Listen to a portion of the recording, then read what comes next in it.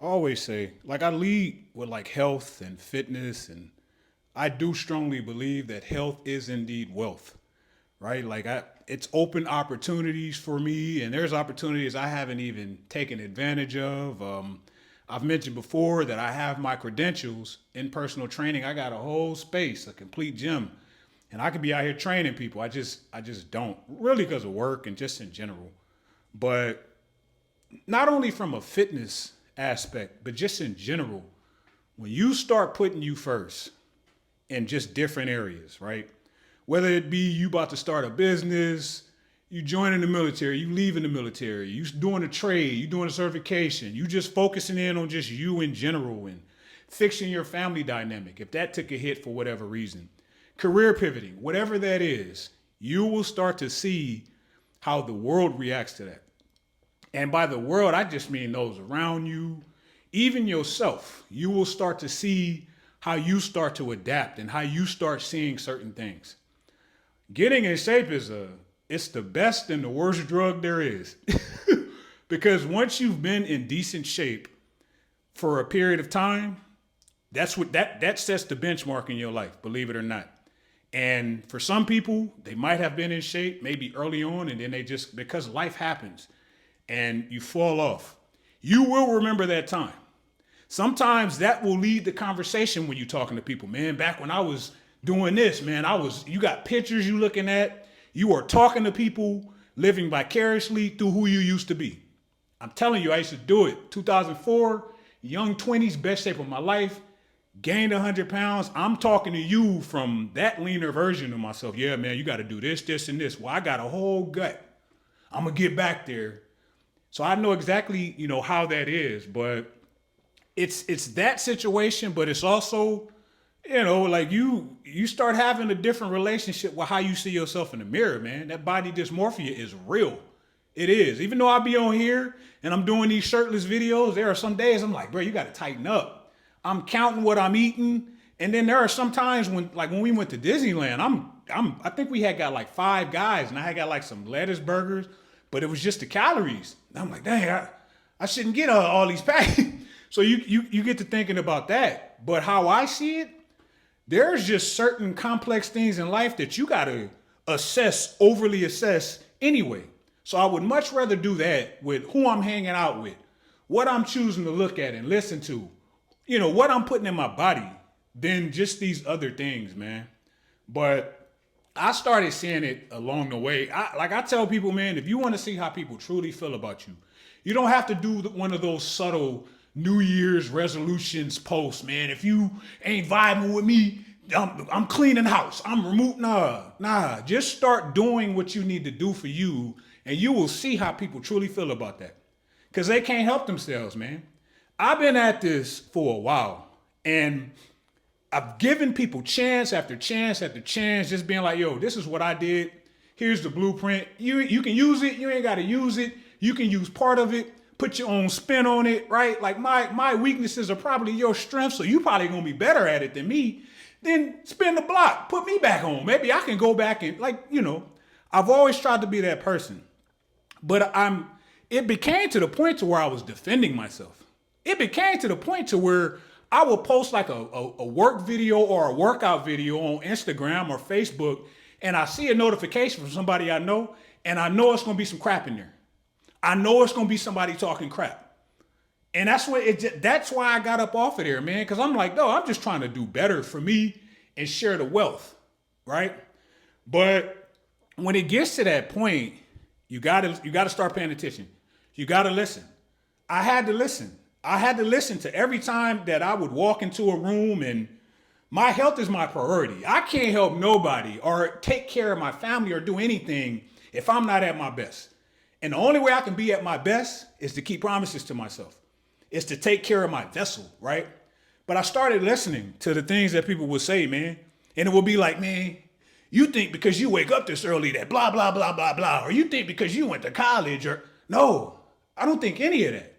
I've identified some things that I wanted to do in life. And you know what I did? I did those things. And then I took the same tools of discipline, commitment, willingness, being scared of it, being resilient, and I applied it to the next thing. And I stopped mucking around I said mucking. I didn't say that word, but I stopped mucking around with what people were doing, worrying about the next person. Because comparison is the thief of joy. It's the thief of time. It's the thief of effort. And we're sitting here looking at people doing things that we know we want to do while we're sitting down, watching, judging, critiquing. A lot of these folks are not qualified to give you insight.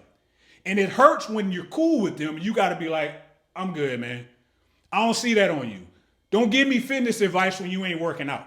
I don't want to hear it. Don't give me financial advice when you ain't got no money. You always borrowing money from me. Do not give me career advice in this area. And at that point, when you start figuring out you, that's when you start noticing.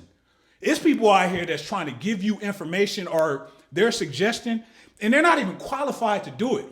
It's been a lot of times with different roles, and I'm talking to somebody that I was cool with. I'm like, yeah, man, these people hit me up about this job. I don't know, man, you crazy. I would have took it. You're not qualified to take it. Only reason we're talking is because we're cool. But no, I'm not. If it has anything that's going to hinder my time with my family, me having to work out, because a lot of these jobs will work you to death, right? You're not able to put your health first. And then we get on social media and we say it. I ain't got time because of work, right? So if a job interferes with that, me being able to be around my family, me just being better in general, I can't rock with it. But I used to talk to people about this stuff. Be like, man, these cats want this, man, but they're not really paying this. And then no work-life balance. Man, I would have took it. Oh, you crazy.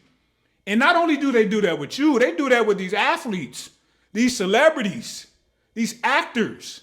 They're not even doing that stuff, man. I cannot fathom. And this is where it gets, conflicting. It does, man, because the way that the world's set up. We will sit here and idolize these sports athletes and what money they making in this contract and what they should have did in the offseason and how they didn't have no killer instinct, and we will have that bottle and that plate in front of us and we need to make the snap decision to stop doing it. No killer instinct. Because life is tough. Because life ain't fair. You know what I mean? We will idolize these people and every message that they give, and we just sit back and do nothing. I'm not saying you're going to be the richest, but you can get up and you can keep promises to yourself. And when you do that, not only does it help you, not only does it give you confidence. You know what I'm saying? Like, confidence comes from proof. I have proven, and they say, I've seen it. 98% of people that lose the weight gain it back. Then I'm in that 2%. Because I lost that 100 pounds back in 2008. I'm not gaining it back. Let that 98% have that. So then I just started putting myself in different categories for stuff I was trying to do. I always say education don't have to be your thing, but if 2% of this population have a doctorate, I'm going to get the doctorate. If this percent of the population could work out at home, I'm going to work out at home. If I know that these things are going to better me. We got to clear a lot of that out on here, man. We sit here and we're looking at these blue screens and we're looking at other people's lives, and it's eating us up. It's eating us up. Step one is to start keeping promises to yourself. If you say you're going to get up and you're going to do your 10K steps, do your 10K steps. If you're going to stop drinking soda, you're going to start eating better, start doing it.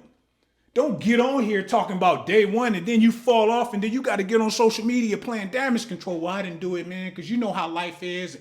Man, I'm a full-time employee and I'm a father. I hate that. I hate that because a lot of us got that going on. And I'm sorry if that offends you.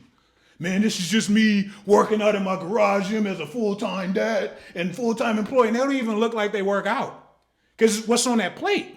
What's in that cup? Right? So yeah, man, that's the spill for the day. Get up, keep promises to yourself. It'll solve a lot of problems for you. It will. It'll open doors. It'll close doors. A lot of these relationships and friendships that we've had, you shouldn't have had them in the first place. And I'm sorry. I'm sorry if you be like, man, I don't even know this dude. He's telling me I shouldn't have friends. What have they done for you? My phone has never been more active until I got off of social media. Cats, and I'm not talking about all. I'm talking about some of the cats I haven't spoken to since Miss Campbell's middle school history class that just be following, lurking, waiting for me to fall off on social media. Never said anything since then that would somehow got my number and be like, yo, what's up? I'm just checking to see if everything is good. Why wouldn't it be? I'm a grind mode type cat. Not in a bad way, not alpha, but I'm going to get up and I'm going to do the stuff that I know I need to do even when I don't feel like it. I'm telling you, dude, once you start doing that, once you get your body in check, once you get your career in check, whether that's whatever you're doing, whether you're starting a business, whether you're in the military, whether you're working in the private sector, whether you're federal employee like me, once you start getting that stuff in check within your control, because stuff will happen, you will start to see how the world adapts to that.